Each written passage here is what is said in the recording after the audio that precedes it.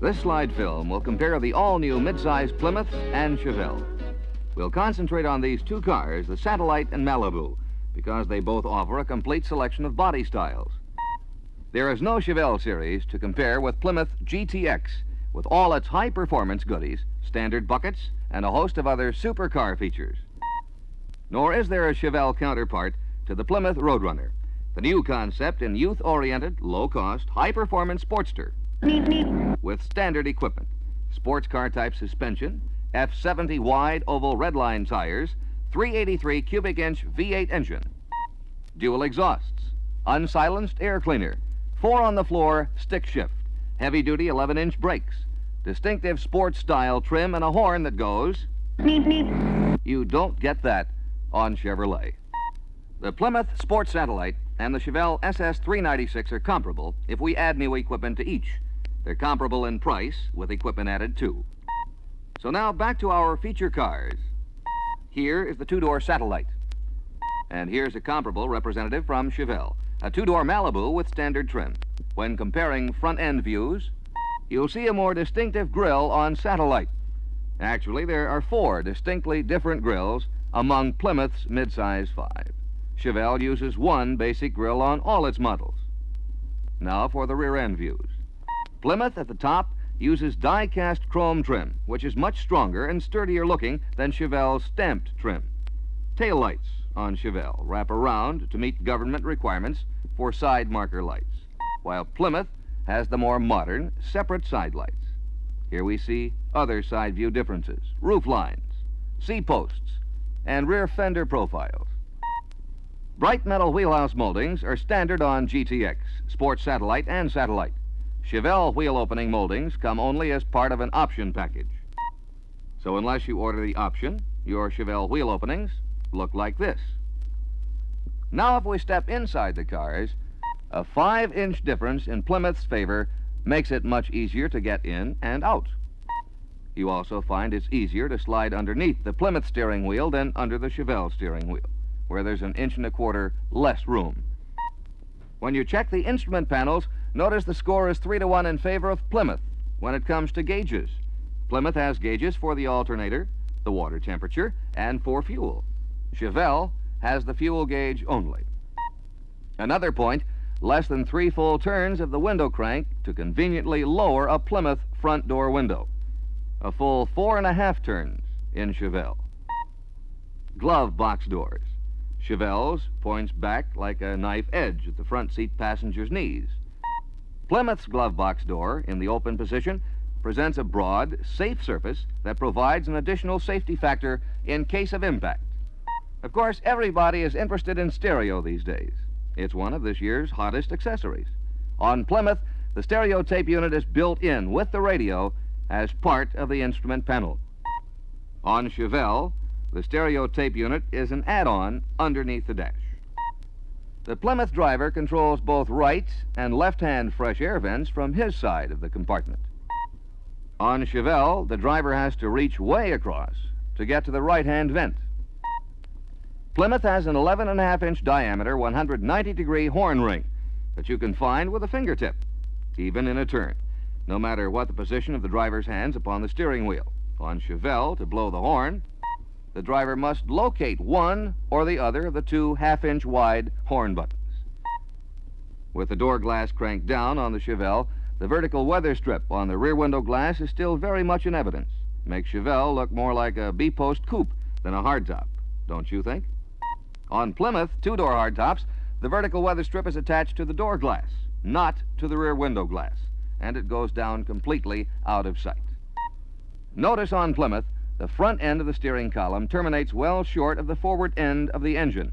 This means that in case of front-end impact, the Plymouth steering column is protected by the engine mass. On Chevelle, the front end of the steering column projects forward of the engine. In backing and in parking, here's what the Plymouth driver sees out through the rear window. Notice how both rear fender tips are visible. In Chevelle, the driver in a similar situation cannot see the car's rear fender tips. He lacks these points of reference in backing and in parking. One reason for this better rearward visibility in Plymouth is 2.5-inch higher back light. Another reason is Chevelle's chopped-off rear-end styling. Usable luggage space in midsize Plymouth is a big 15.6 cubic feet, 21% more than in Chevelle standard sedans, 23% more than in Chevelle sport sedans. Check how high you hoist those suitcases before they're up and over into the luggage compartment. On Plymouth, the lift is 26.5 inches.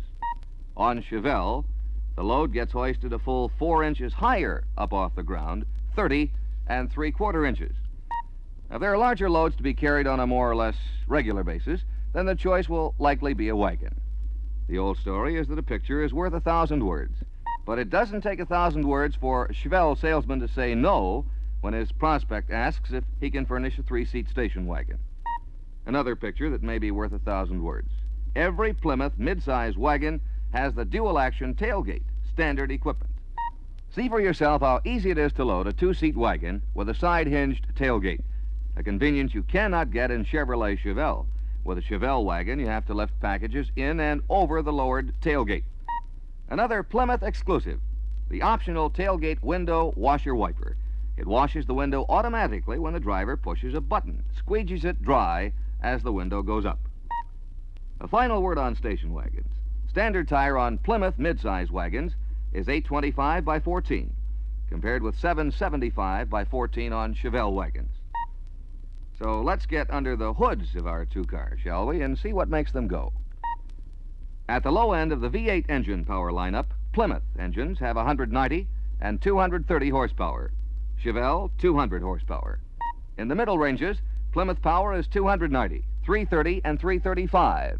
Chevelle, 250, 275, and 325. In the premium bracket, Plymouth has the Super Commando 440, standard on GTX, with 375 horsepower. Standard V8 on Chevelle's premium line, SS396, rates 325 horsepower. 50 extra horses, a 15% power advantage for GTX over the premium line Chevelle SS396. Optional Plymouth Street Hemi turns on a big bruising 425 horses. Chevelle's most powerful top option is a 350 horsepower. In the 6-cylinder engine bracket, Chevelle offers 2 engines, one with slightly more power than Plymouth. But Chevelle has about 80 pounds more bulk to drag around, so they don't have any performance advantage, particularly when you compare transmissions. I'd planned to save this particular morsel of information for later, but I see I've let the cat out of the bag already. You see, Plymouth makes 3-speed torque flight available on every model. On Chevelle, the only available automatic transmission is 2-speed power glide, unless you take the premium line, SS396. Torque Flight's extra gear range gives you greater flexibility for both performance and economy. In stopping power, 6 models, Plymouth midsize cars have the advantage. 4 pounds less car weight to stop for each square inch of brake lining area. On V8 models, 16 pounds less car weight to stop for each square inch of brake lining area. In wheelbase size, which as you know makes a noticeable difference in riding comfort and interior roominess, Plymouth has a 4-inch advantage in 2-door models, a 1-inch advantage in station wagons. Only on 4-door sedan and hardtop models does Chevelle wheelbase equal that on midsize Plymouths. Finally, I don't need to remind you that Plymouth has unibody, whereas Chevelle has a body bolted to a frame. You know all the benefits of that tighter, welded construction. And also equally important, I know you won't forget that only Plymouth has torsion air suspension. Chevelle, coil springs at all 4 corners. Again, you know the benefits. Add it all up, and from where I stand, it shapes up very definitely in favor of a midsize Plymouth over and above a midsize Chevrolet Chevelle. Which is why, among midsize cars, the Plymouth Win You Over beat goes on.